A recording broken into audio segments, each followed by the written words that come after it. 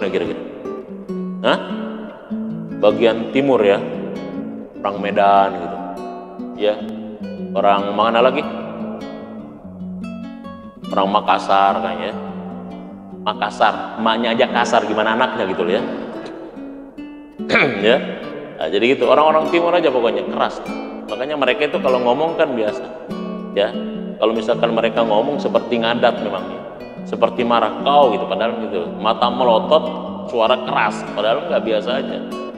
Nah, tapi ternyata orang kerasnya kita itu ketika misalkan ke sana jauh lebih keras orang sana, jauh lebih keras orang sana, keras orang. Apa yang melembutkan mereka? Sair-sair itulah melembutkan mereka. Makanya dulu mereka itu ada istilah qasidah. Qasidah itu keras. Sholawat qasidah itu ternyata untuk melembutkan. Makanya orang yang tidak suka sair, orang yang tidak sholawat itu biasanya keras, keras pokoknya. Karena salawat teresep, karena sair teresep, ya, karena seni teresep. Ngaji Quran nggak boleh pakai seni. Kalau azan nggak pakai seni, ngaji Quran nggak pakai seni, gimana Pak? Azan subuh, Allahu Akbar, Allahu Akbar. Ini orang lagi ngapain? Lagi ngadat atau lagi apa gitu? Pakai seni kan enak. Allahu Akbar, Allahu Akbar. Ngaji juga kan enak. Ada Pak. Makanya lihat sama Bapak, kelompok yang dia tidak suka seni, pasti dia apa? Keras. Keras ceramahnya, keras. Kabeh salah hanya adat-adatan aja gitu loh ya. Jarang kalau ceramah itu kayaknya biasa, tapi adat-adatan aja gitu loh. Karena itu fitrah manusia. Fitrah keagamaan, keingintahuan muncul keilmuan, fitrah estetika, keindahan, suka akan keindahan muncul apa? Tentu seni yang dibingkai dengan agama. Jadi karena pertama kan agama dulu dibingkai. Dibingkai agama, dibingkai ilmu, muncul seni Islam. Muncul seni Islam. Makanya dulu itu namanya ada ilmu arud. Ilmu arud itu ilmu tentang seni, intonasi. Ya.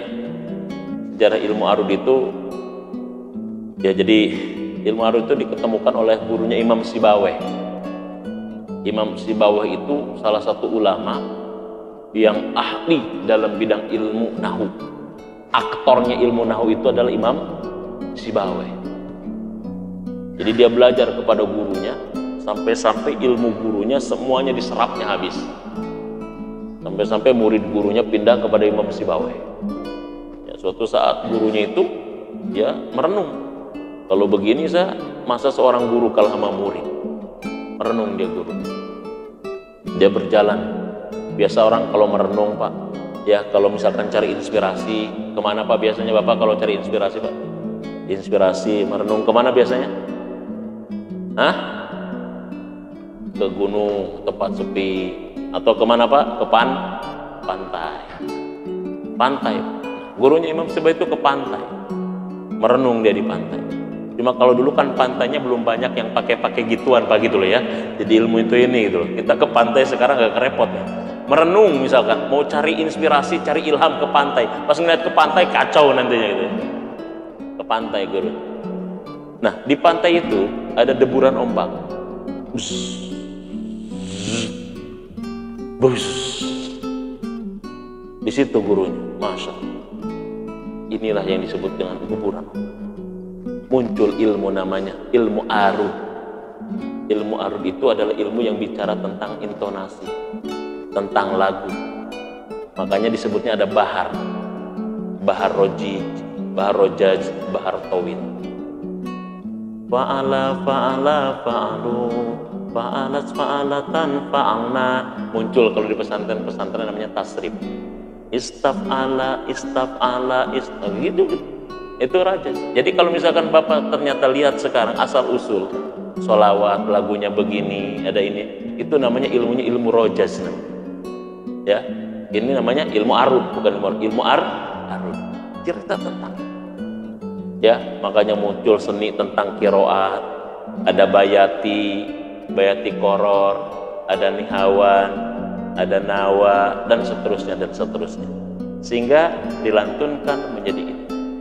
Walaupun ada juga orang yang nggak suka seni, ya, pokoknya ngajinya lempeng weh, ya, azan lempeng, ya, ujung-ujungnya seninya dibid'ahkan. Padahal mah bukan bid'ah, maneh teu bisa, gitu ya sebetulnya mah gitu loh. Ya.